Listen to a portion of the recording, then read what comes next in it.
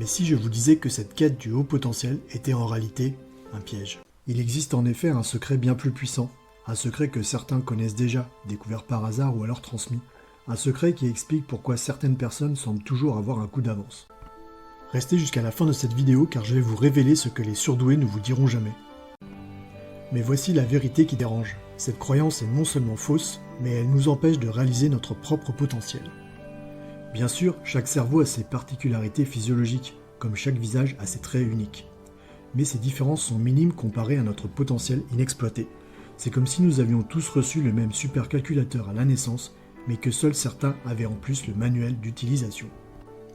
Laissez-moi vous donner une analogie plus précise. Imaginez votre cerveau comme une Ferrari dernière génération.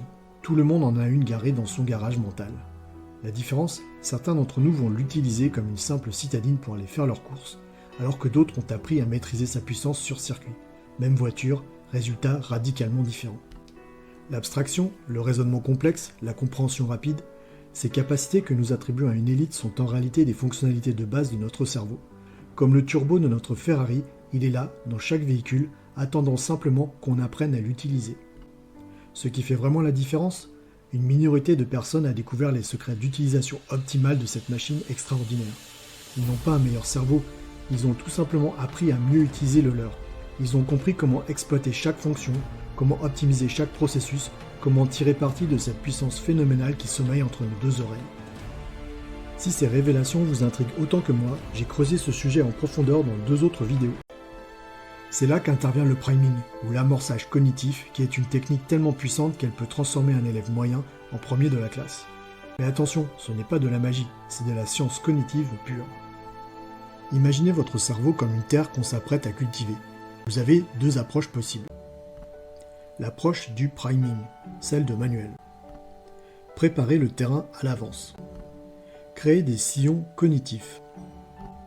Plantez quelques graines de compréhension. Laissez le cerveau commencer à faire des connexions.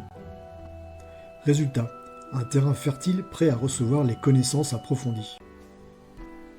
Avec le priming, vous arrivez en ayant déjà lu le chapitre en diagonale. Les mots dérivés, limites, tangentes vous sont familiers. Vous avez déjà vu quelques exemples simples.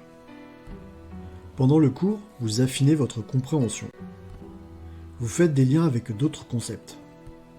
Vous posez des questions pertinentes qui approfondissent votre compréhension.